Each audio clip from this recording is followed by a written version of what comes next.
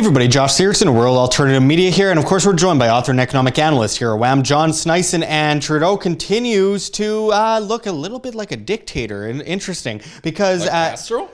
A little bit, yeah, he actually does, hey.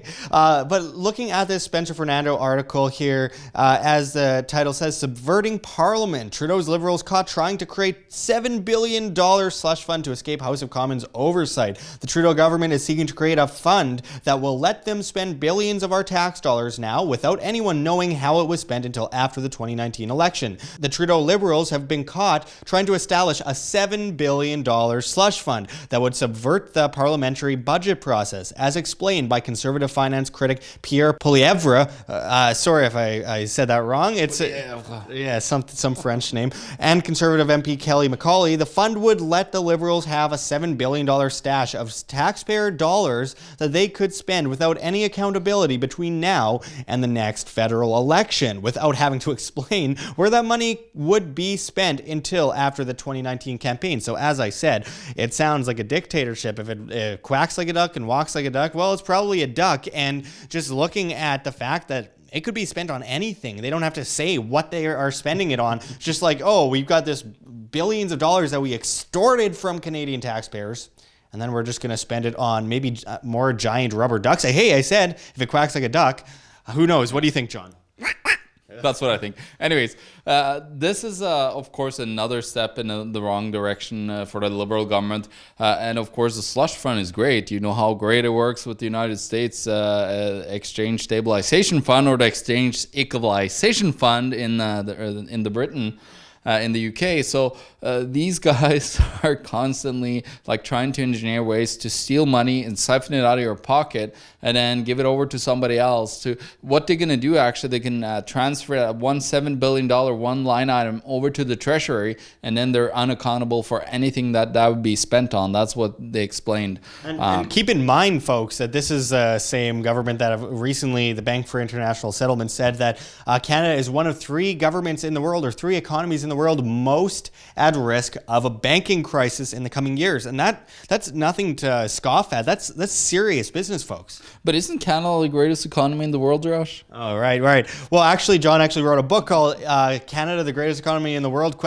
And it's up on Amazon.com, as we will show on the screen. But obviously, you went into all these things. This is just endless centralization and basically authoritarianism, using debt against the populace, as, you know, a populace in debt is a populace in servitude. Well, first of all, they stole the money, and then they're going to use it on whatever they feel like using it on, without any accountability to any person that's out there. And that's what they're trying to do, or creating the slush fund, is having a slush fund that they could, use to manipulate the Canadian dollar, maybe like the Exchange Stabilization Fund, as I mentioned. Or maybe they could just use it to have like a hidden hit account where, don't like Josh because Josh called Trudeau a scumbag. Well, he could, let's get rid of this little pesky little critter here in Winnipeg and stop him from doing what he's been doing. Who knows what they could do, of course, with that money. And if they get into power again, that would be very funny if they did. It would just show how terrible, politics are dead.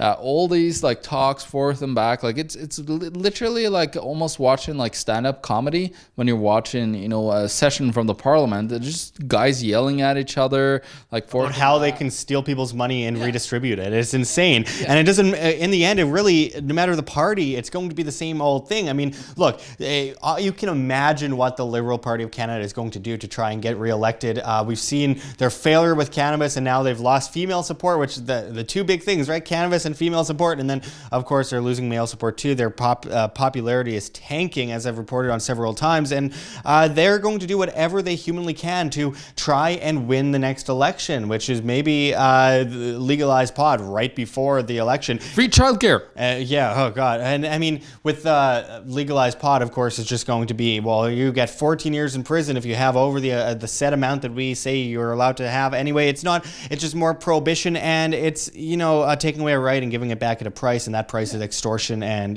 theft. Well, first of all, they were supposed to implement that before the next election. Right? Well, it was one of our election promises anyways. This is just how politics work. And I posted a chart the other day, the potential of being tricked during the 2 dates, which is election day, and I put April Fool's Day. And April Fool's Day is very rarely that you get tricked because you actually look for it. But at election day, everybody gets tricked every single time that votes because they believe that the politicians could do something and create something or do something that will benefit them. Yeah, no, they would never. The greatest value comes from you, the individual, and not politics. Government isn't going to solve the problems of government. It never will. It never has. Collectivism begets more collectivism. Even small collectivism will grow in size like a cancerous tumor spreading throughout the body. And eventually you get sick and you die. And I mean, that's what politics is all about, just depending on fooling the populace, lying to the populace, stealing from the populace. If they don't listen, kidnapping them and throwing them in a cage and potentially murdering the populace. That is what government is all about. It's not nicer and more shiny than that. That is basically government in a nutshell, and that is why we as individuals need to stand up, free market rather than government manipulation and centralization. Well, I've been looking at a lot of monetary history lately. I'm writing a new book on the cashless society, and when I was reading a lot, it's just funny. Every single time when a fiat currency comes to an end, it's usually complaining from the populace about high taxes, big government, corrupt bureaucrats or officials. Oh, really? Okay, well, yeah, there you go. So that's all the way back from of course, the Greek Empire, which created democracy. And then, of course, every single time the Roman Empire, the same happened in China. Everywhere that I read monetary history, it all kind of repeats itself that the populace is angry at the government. Yeah, and I'm going to repeat myself for another time, another video. All fiat currencies eventually revert to their true value of zero. They always have, they always will, going back to 1024 AD in China, and it's going to continue. And as long as we depend on politics, we will, reap the same consequences. And when it comes down to it, it's all about you, the individual, making your own decisions in your life and being able to be self-sustainable, responsible, independent, and be able to be financially responsible too, because the hallmark of freedom itself is responsibility. And as we go into another election, I can't even, it's just a giant headache. It's always going to repeat over and over and over again, which is why you as an individual should stop looking to the voting booth and start looking towards yourself, because any change you want to see in your life will come from you, not government. Government doesn't give you freedoms, it can only take them away. I think, Josh, we should start a party just for fun. And our hashtag that we're going to use is Taxation is Theft 2019.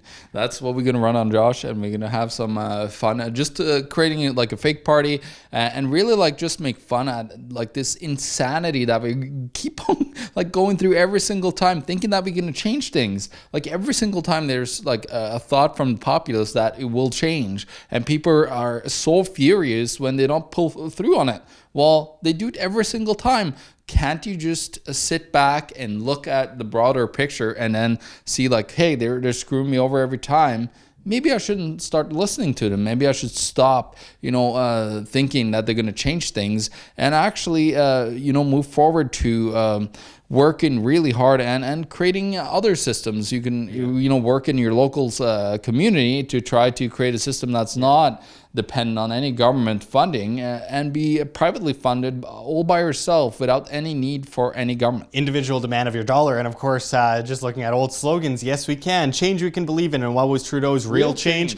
Yeah, really, guys, come on. He's the same campaign guy as Obama. Yeah, of course. So, just looking at the taxes, we have PST, GST, income taxes, sometimes municipal sales taxes, we have carbon taxes, business taxes, property taxes, we have eco taxes. And the carbon tax is a tax on everything.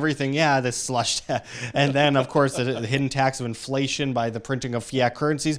Folks, this is insane. Start ruling yourself and stop depending on these insane fools that show off their socks to world leaders. Come on, this is insane. Let's rule ourselves. Thanks for going into this with us, John. And until next time, this is Josh Sigurdson and John Sneisen signing out from World Alternative Media. Find the truth, be the change. Like what you see here, OM, don't forget to check the links below. GoFundMe, Patreon. We can't do it without you. Any donation is very much appreciated, especially as we are so vastly demonetized and censored by YouTube as the ADL comes in and flags all of our content as hate speech. You can also find our Bitcoin address in the description as well as on the screen for you to scan, if you please. And don't forget to find us at Josh Sigurdson at steemit.com. That's steemit.com, the future of social media where you get paid participate in the upvote of your post in cryptocurrency, Steam that is. So don't forget to find us there, and until next time, this is Josh Sigurdson signing out from World Alternative Media. Find the truth, be the change.